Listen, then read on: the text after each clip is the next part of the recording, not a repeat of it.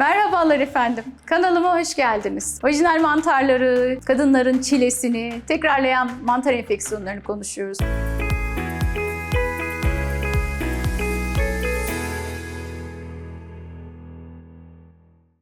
Vajinal mantarın oluşmaması için sevgili kadınlar, vajinanın florasının dengede olması gerekiyor. Denge bozulduğu zaman işte o flora elemanlarından biri, en önemlisi ki hatta laktobasiller, bu laktobasillerin azalmasından dolayı fırsatçı patojen kandidalar ürer. Laktobasiller vajinada ne yapıyor? Laktik asit üretiyor. Vajinanın daha pH'sının asidik tarafa kalmasını sağlıyor. Asit ortamda da diğer fırsatlı patojen bakteriler, mantarlar üremiyorlar.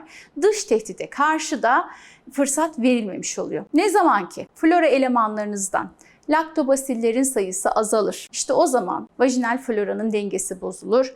Fırsatçı bakteriler üremeye başlar ki bunların en başında geleni de Candida albicans'tır ve işte o zaman vajinal flora bozulur ve tekrarlayan mantar enfeksiyonuyla karşı karşıya kalırsınız. Peki vajinal flora nasıl bozuluyor? Vajinal floranın dengesini bozan en sık sebep antibiyotik kullanımı. Özellikle bu kulak, burun, boğaz enfeksiyonu uzmanlarınızın yazdığı antibiyotikler, özellikle onlar florayı kötü etkiliyorlar. Genital bölgenin temizliği için uygun olmayan sabunların, duş jellerinin kullanılması, havuz sonrası ıslak mayoyla, bikiniyle oturmak, sentetik iç çamaşırları giymek, doğum kontrol hapları, günlük pet kullanmanız, kortizol içeren kremler, haplar, şeker hastalığı, diyette çok karbonhidrat, aşırı şeker tüketiyorsanız, hamilelik döneminde gizli şeker hastalığında vajinanın florası bozulur. Eğer sizde sık tekrarlayan mantar enfeksiyonu varsa mutlaka bir açlık kan şekerinize, bir de açlık insülinize bakın. Açlık kan şekeriniz yüksekse, açlık insüliniz altının üstündeyse işte o zaman insülin direncinden bahsedebiliriz. Geçmeyen mantar enfeksiyonlarının bir diğer sebebi de kadının anatomik yapısındaki bazı bozukluklardır. Dış dudakların içinde yer alan o iç dudakların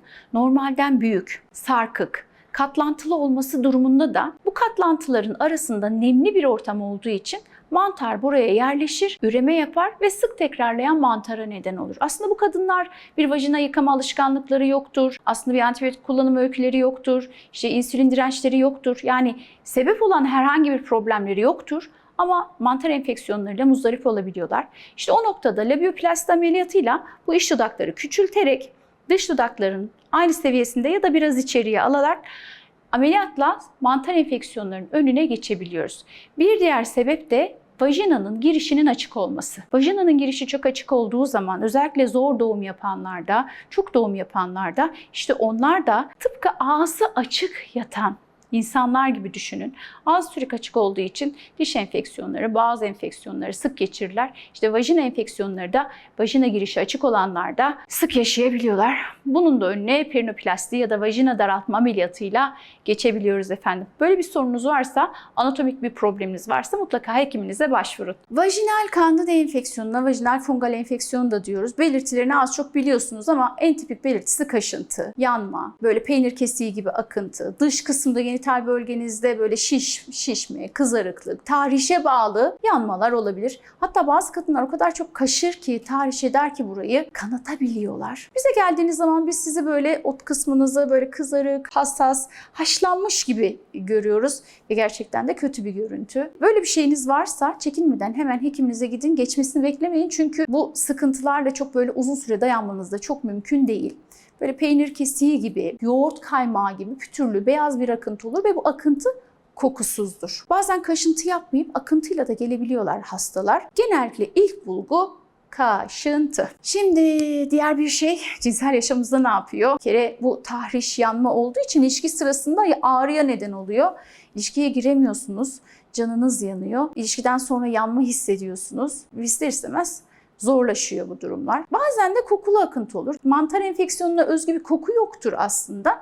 Ama bazen mix tip dediğimiz karışık enfeksiyonlarda birden çok patojen üreyebiliyor.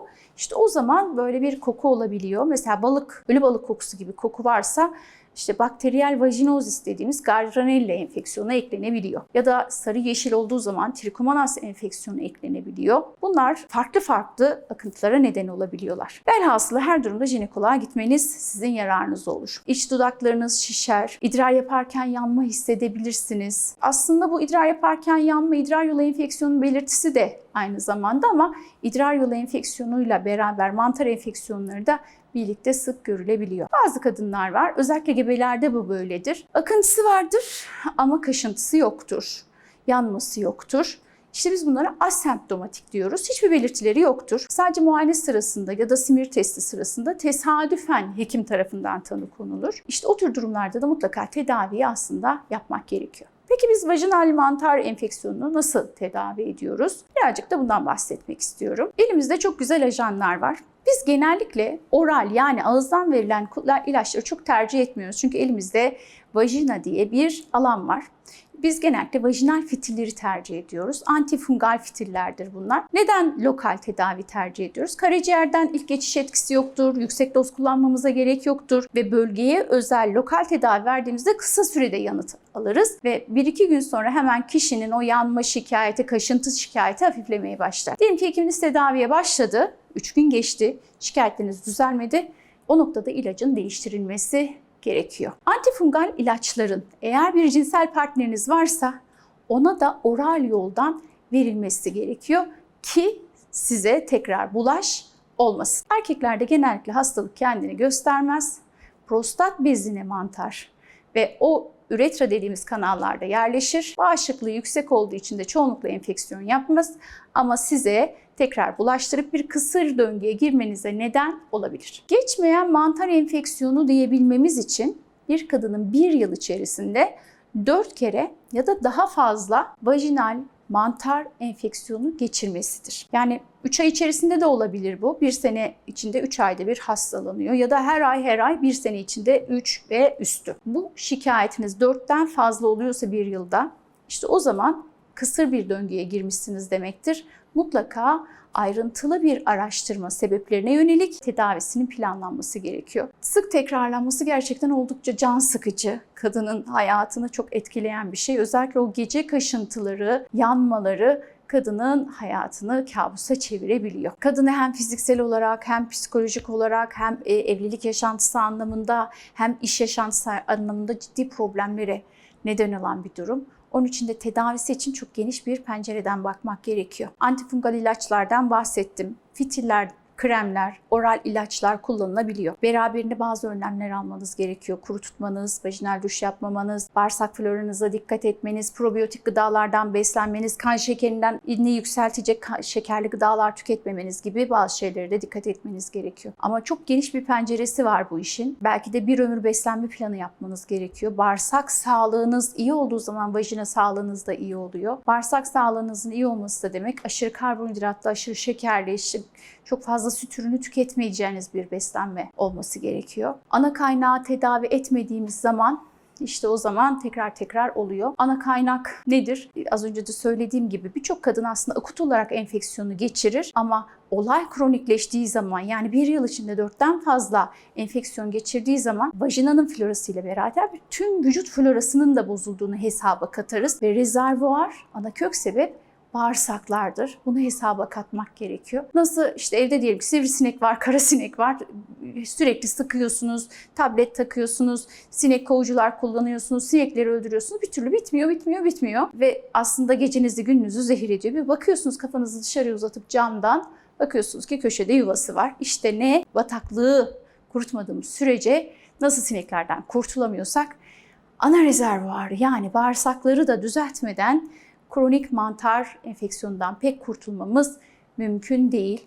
Vajina floramız aslında bağırsak floramızın bir yansıması. Kandidalar vücudumuzda denge içinde yaşayan fırsatçı patojenlerdir. Onlara fırsat vermememiz lazım. Bağırsak florasında kandida hakimiyeti başladığı zaman artık tüm vücudumuz kandidayla savaşmaya çalışıyor. Bunlardan biri de işte vajinal mantar enfeksiyonu. Dirençli mantar enfeksiyonları için daha dinamik, geniş pencereden bakarak tedaviler uygulamak gerekiyor. Evet efendim, bir videonun daha sonuna geldik. Bir sonraki videoda Bu konunun devamını konuşmak üzere. Sağlıkla kalın.